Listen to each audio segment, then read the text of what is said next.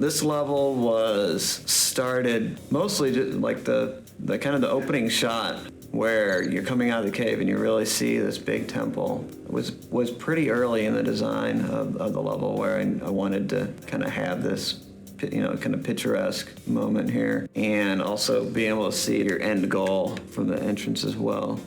This is one of the more, I guess we call it pretzeled levels, where the course is very much kind of going around itself. It's kind of using this one art space for the different game mechanics. So instead of having a long corridor that has all the mechanics and we have to do art all the way down that corridor or whatever, we take it in one space. In this case, we go outside the temple, we go inside the temple, and then we go across, and you're still able to see the temple when you finish the game, and it's kind of, you're looking down on it. So it's really trying to reuse the art assets by staying in the same space as you're going through the level.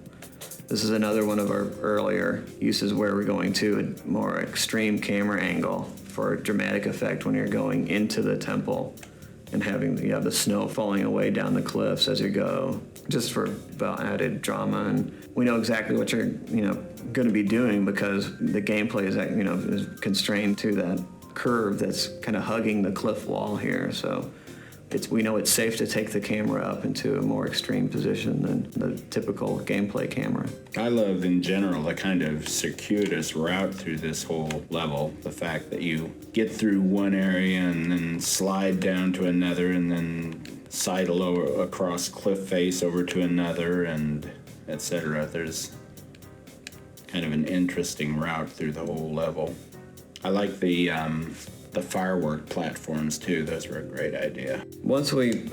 I think this was the first use of this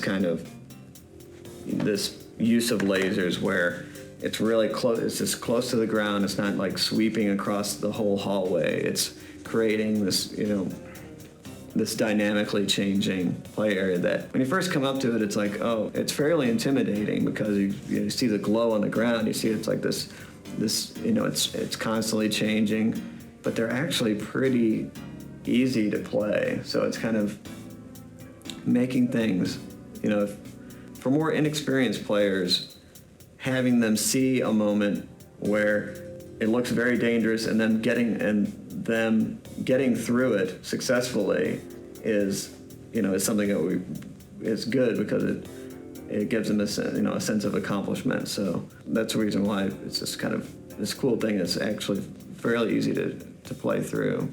And once this one was put in the game, there's several other areas where we decided that we could use this and change the speeds and change the sweep patterns to give it a different feel.